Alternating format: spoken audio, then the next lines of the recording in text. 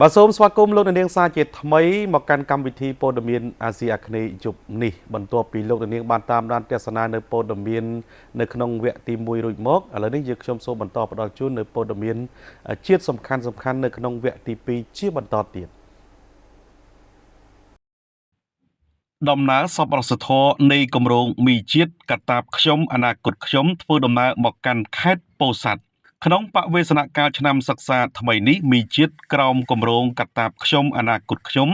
រួមចំណែកដោះស្រាយបញ្ហាសិស្សានុសិស្សនៃសាលាបឋមសិក្សាពោធិ៍សាត់មួយចំនួន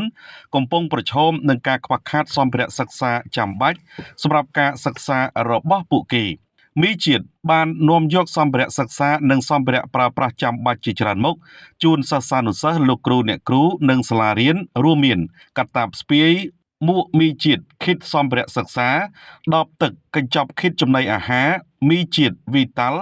និងកញ្ចប់ថវិកាសម្រាប់ការអភិវឌ្ឍសាលារៀនកម្មវិធីនេះប្រព្រឹត្តទៅនៅសាលាបឋមសិក្សាពោធិ៍សាត់ក្រុងពោធិ៍សាត់ខេត្តពោធិ៍សាត់នាថ្ងៃទី4ខែធ្នូឆ្នាំ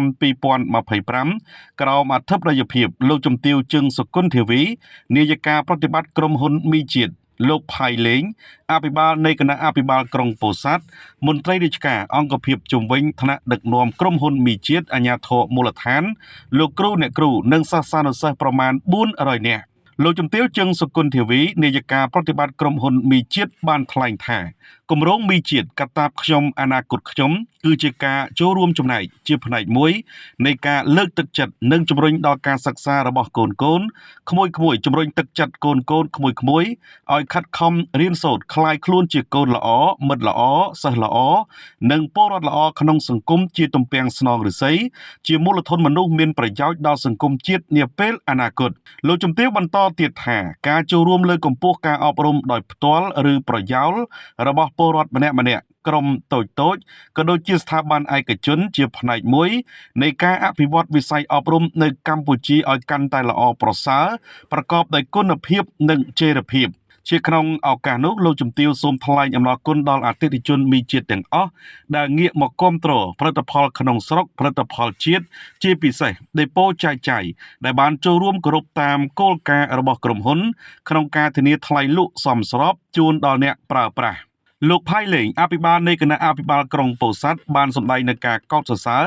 និងថ្លែងអំណរគុណយ៉ាងជ្រាលជ្រៅជូនចំពោះមីជាតិនៅគំនិតផ្ដួចផ្ដើមយ៉ាងប្រពៃ